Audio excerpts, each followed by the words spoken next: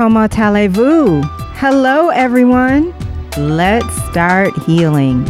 I'm Adrianne Murchison, and welcome to episode 28 of the Let's Start Healing podcast. I just greeted you with Comment allez-vous, which is, of course, how are you in French, français. You know what we say here. We have more in common than we think, and what we have in common can change the world. This episode is sponsored in part by Denver-based Diamond Light Images Photography. Traveling photographer Adrianne Murchison specializes in a variety of works from scenic landscapes to weddings, graduations, and other events. Diamond Light Images captures the gemstones of every memory, experience, and occasion. You can reach Diamond Light Images at 757-650-3334 or follow on Instagram at Diamond Light Images. So I'm flying solo today, kind of like Julia Roberts in that scene in Pretty Woman when she's sitting on the ledge and she says, "Look, no hands, no hands." No, I wanted an opportunity to chat directly with you, and I want to do this every once in a while. Before we get started, I want to invite you to like us on Facebook, follow us on Instagram, send me that email at letstarthealingpodcast@gmail.com. And remember that you can subscribe to all of our episodes on several platforms: Spotify, Apple Podcasts, iHeartRadio, and our podcast YouTube channel. So let's get started. Let's start healing. So yes, in our last episode, energy healer Kevin Coe brought up how at one point he had to take the time to really sit with his gifts and embrace them and let his confidence grow around sharing his gifts with others. And that has actually come up in conversations this week. I've talked to other people who have these natural gifts that are a part of their profession, or they're planning to branch out in their profession to share these gifts. And they also were talking about having the confidence to do this. And it's something that I can relate to. A few years ago, I was really struggling with my purpose, and I knew that my purpose was God related. I knew that I wanted to do something related to God professionally, and I didn't know what that was or what it looked like. And I was praying to God, and I would ask God to really please bring me clarity. And over time, I did get clarity, but I do have to admit that I'm not totally at Z when it comes to what I think my full purpose is. And it's funny because last week I was somewhere where I was around a life coach, and the life coach was talking publicly about her practice, which is guiding people to their natural purpose. And I thought she was very powerful. I really liked her. She was saying things that resonated for me that I felt I was already aware of. And when she was finished, she turned to me and said, "So you should give me a call." And I thought, well, what makes you think I don't know what my purpose is? Of course, I didn't say that, but it has given me pause to once again for myself acknowledge, am I really all the way in with what I think my purpose is? My purpose, I believe, is to share what I know to be true about God. And from there, continue to let God show me where he wants me to go, what he wants me to do, what he wants me to say, and to whom. And so it's interesting. Yes, I have started this platform that is in the spiritual realm, and I get to talk to people about their spiritual path and their relationship with God. That comes very naturally to me, and it helps me to grow in my own spirituality. I connect with myself when I'm in a conversation, an exchange of conversation with you about your relationship with God. And at the same time, talking to you about your relationship with God does allow me to take my focus off of the other areas of what I believe my purpose to be. I have had a lot of opportunity in my life to be able to focus on me and my spiritual growth, my personal growth, my emotional growth, my mental health. I've had a lot of opportunity to do that, where so many people are bogged down with family obligations. I don't have any children. I'm not married. I have been able to focus on these things. And I've always had a desire to know God. As I've gotten older and I've gone through life struggles and different experiences in life, I've wanted to connect with God in deeper ways, to understand, why am I going through what I'm going through, or what could I do differently, or I've lost family members who've passed away, and I've wanted to stay connected to them. And I've been able to do that through God. And in going through difficult times, I've come to different levels of awareness. I was talking to a family member the other day who we always enjoy getting into different deep discussions where we each have a different perspective. And I was saying how there are some things that I know through my experience with God. And he was saying there's some things that you know from your perspective, and you know them to be true through your perspective, but it doesn't mean that they're true. It means that they're only true through your perspective. And I think there's some truth to that, obviously. That can be said about all of us. What I was trying to convey to him also, however, is this knowing that I have of how God is in each of us. And how I know that is because there's an experience that we can have with God that there are no words to really describe it. I can't adequately bring words to it, but we all have an ability to have this experience with God within.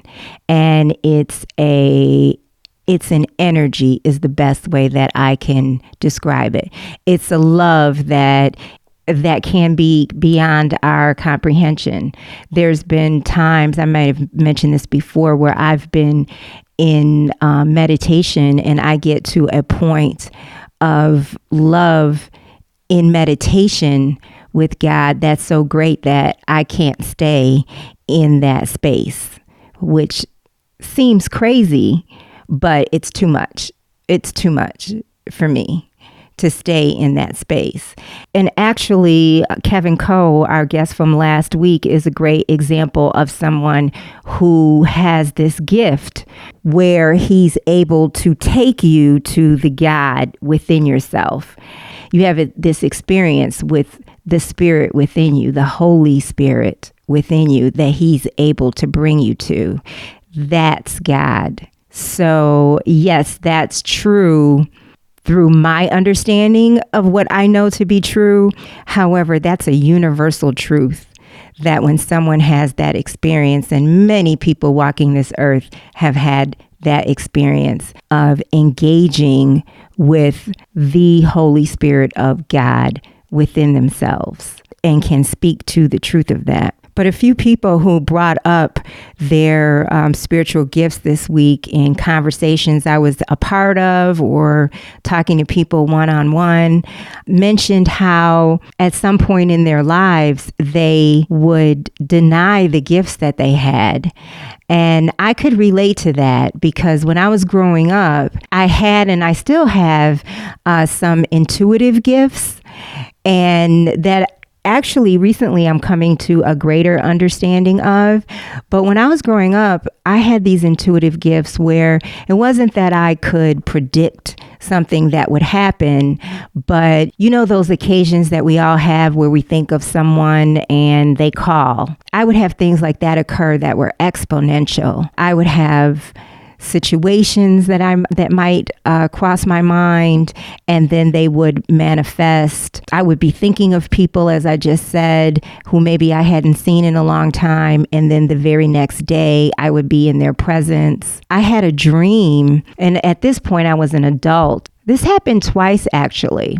One, I had a dream in my 30s about, I'm telling my age when I say that. I had a dream about the neighborhood that my family lived in when I was a really, really young child. We had friends in that neighborhood who have been friends for life. Some of the neighbors were in my dream, and when I woke up that morning, I had a phone call from my mom about how my brother's best friend had passed away from a motorcycle accident.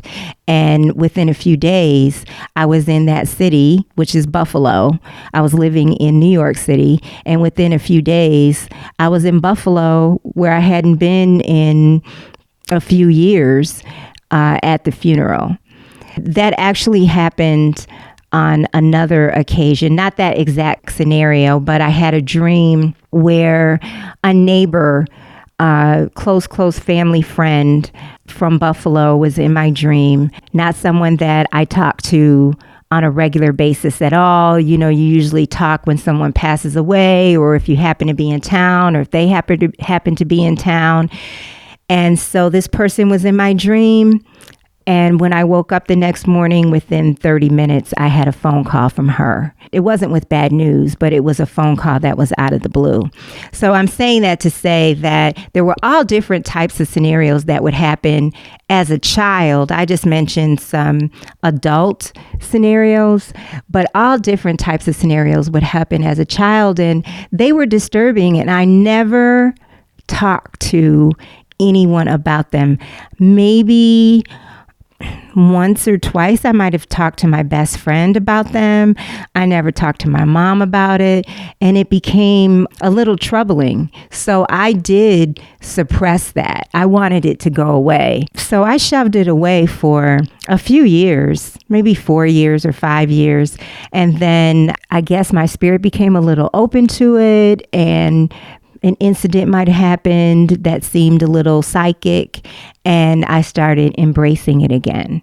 Now I just wholly accept it. I just completely accept it as what it is, an intuitive gift, and I don't attach any meaning to it. Sometimes it might be that God is trying to show me something. Sometimes it might be simply that I'm connected to the person or the situation or event in some way spiritually. I try not to characterize it in any way. I just accept it. But I think what I'm trying to convey is we all have gifts, and I'm realizing that the people that we have the highest regard for, sometimes they are just as doubtful about their gifts as we are. And I believe, though, that our gifts are meant to be shared. And I heard someone, it might have been Marianne Williamson, I'm not sure, but I heard someone say, what if Jesus just said, oh, that's your problem, that's your bad, and he was not about everything that he was about? What if he just said, you know what, I'm just going to do me over here and you do you, because it's ridiculous that you think that way. And so I think that, like him, and I can hear a girlfriend in my ear right now, oh, so we're supposed to be like Jesus now. I'm saying that I believe that we are supposed to share our gifts and not just become closed with folded arms, with our backs turned in a corner. Our gifts, I believe, are meant to be shared. And we all have a process, and we shouldn't be hard on ourselves about what our process is in terms of our gifts.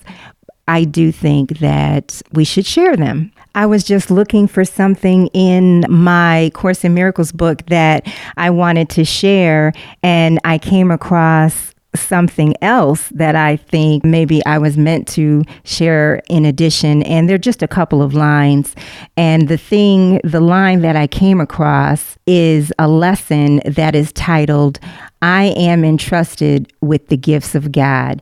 And there's a line at the very beginning. There are a couple of lines that say, all things are given you. God's trust in you is limitless. These are the first two lines of this lesson that says, I am entrusted with the gifts of God. And I mentioned before that a couple of years ago, I was really asking God to guide me to my purpose. Let me know what you want me to do. I know that it has something to do with knowing you. Let me know what you want me to do, what you want me to say. And during that time, it was so funny because I'm a writer and I wrote a nonfiction book years ago on relationships. And I've always wanted to write a book about God, but I didn't know what that book would be. And I didn't want to just arbitrarily write something that I didn't have a lot of thought put into. And so a couple of years ago, I was writing in my journal, as I do still write in my journal, but I was writing in my journal in such a committed way, in such a focused way. And I was having some revelations at this time that I'm asking God to guide me to my purpose. And I realized later what I was writing in my journal at that time was a complete outline for my book. So it's so often that God really shows us, but we don't know, or he's really working things out and working through us, but we can't see it yet. At least that was the case with me. So at that time, I was also reading this lesson in A Course in Miracles a lot. It's a lesson that's titled, I Am Among the Ministers of God. And there's just a couple of lines. If you happen to be familiar with this book, it's lesson 154, or you can Google this to see the whole lesson. But there's a paragraph, I'll read a couple of lines, but it's paragraph 5, and it says, a messenger is not the one who writes the message he delivers, nor does he question the right of him who does, nor ask why he has chosen those who will receive the message that he brings. It is enough that he accept it, give it to the ones for whom it is intended, and fulfill his role in its delivery. If he determines what the messages should be, or what their purpose is, or where they should be carried, he is failing to perform his proper part as bringer of the word.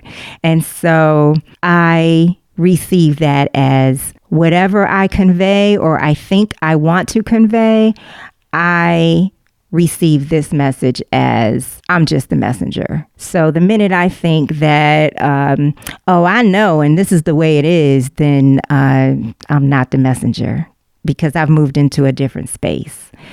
So I'm still learning, I'm still growing, and I just wanted to share some of these things because I relate to some of the things that I heard this week from people who are trying to embrace their gifts and have confidence in their gifts and their purpose and their walk and whatever that is for them. And I can relate to that. So the next thing that I wanted to chat with you about was some insight. And I would love if you sent me an email about this and let me know your take on this and what we just chatted about in terms of purpose.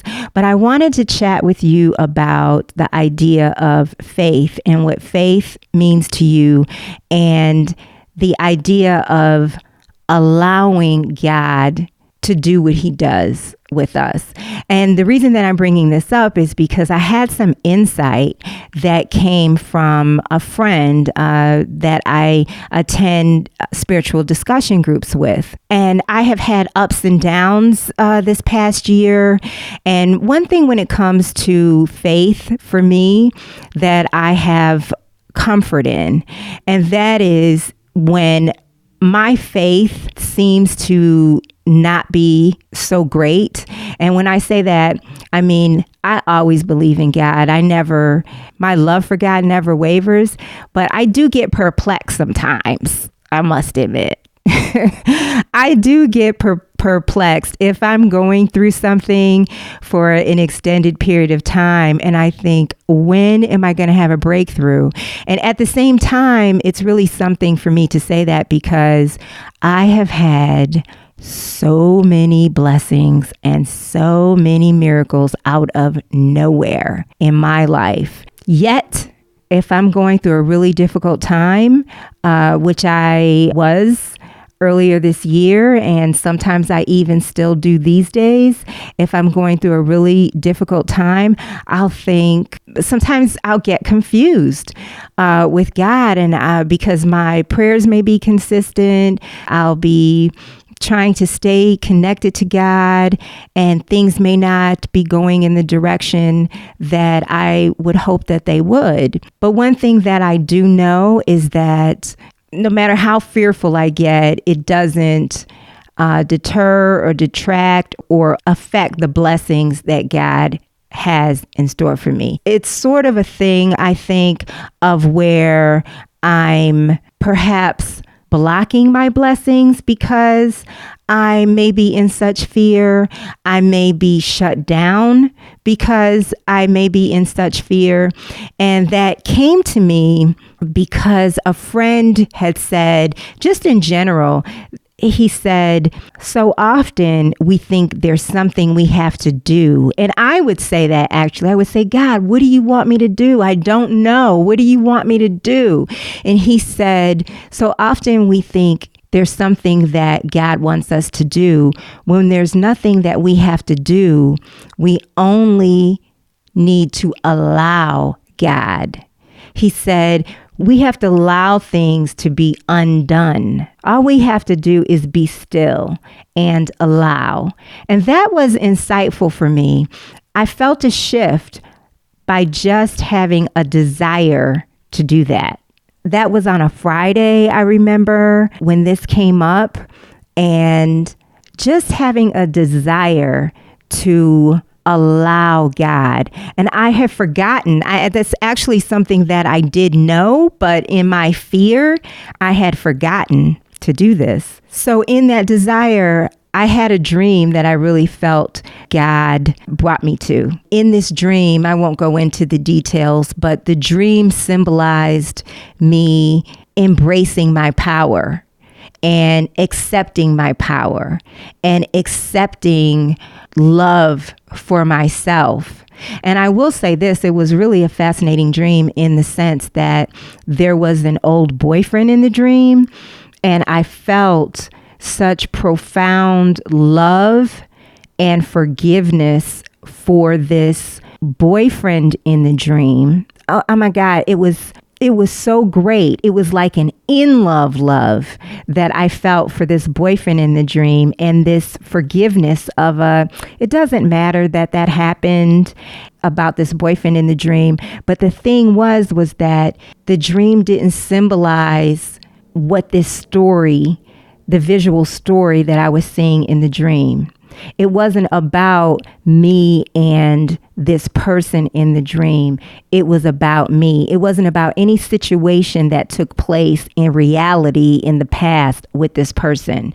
Everything in the dream was about how I felt about myself. Everything was about how I felt about me. I had such a feeling of empowerment in this dream. And I woke up, and the feeling that I had inside, it was that feeling that I had that I was talking about earlier. I felt this energy inside that was so tied to God.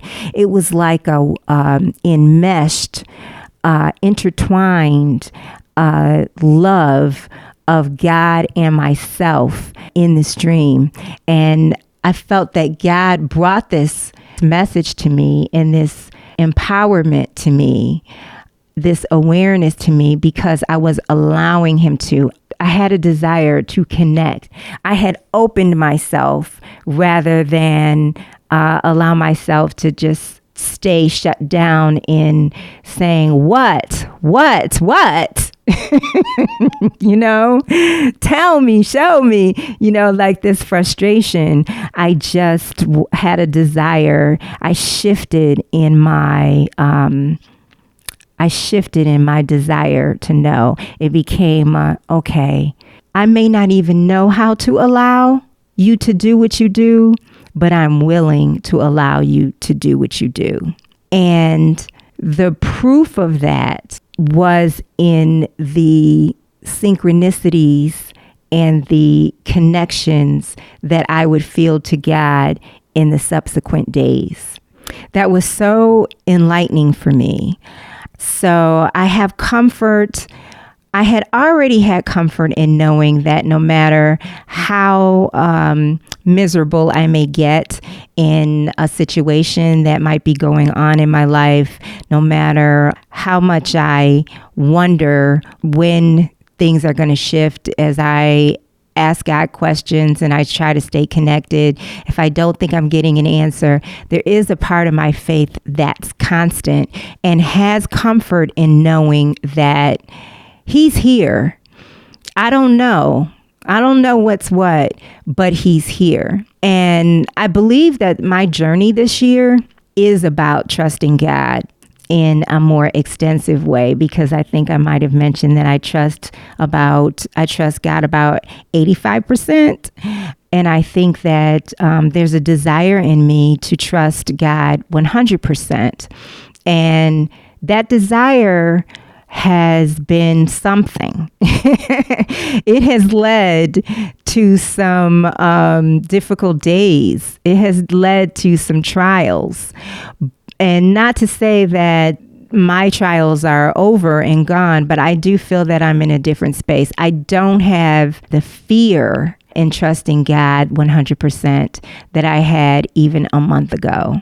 And that's where I am today. Next week, I might have taken a couple of steps backwards, but I have come to realize through loved ones, through friends, that each time we advance and we think that we're taking a step backwards, we're not taking a step backwards. It seems like we are, but we're not really taking a step backwards. So there's more that I would love to share, but I'm going to leave it there for now. But I would love to know what faith means to you and what the idea of allowing God to do what He does means to you. So send me an email at letstarthealingpodcast@gmail.com. Thank you for joining us. Remember to like us on Facebook, follow us on Instagram. As I said, send me that email at letstarthealingpodcast@gmail.com. And remember, you can listen to all of our podcasts on several platforms. Subscribe to our podcast, Apple Podcasts, Spotify, iHeartRadio, and our podcast YouTube channel. Let's start healing.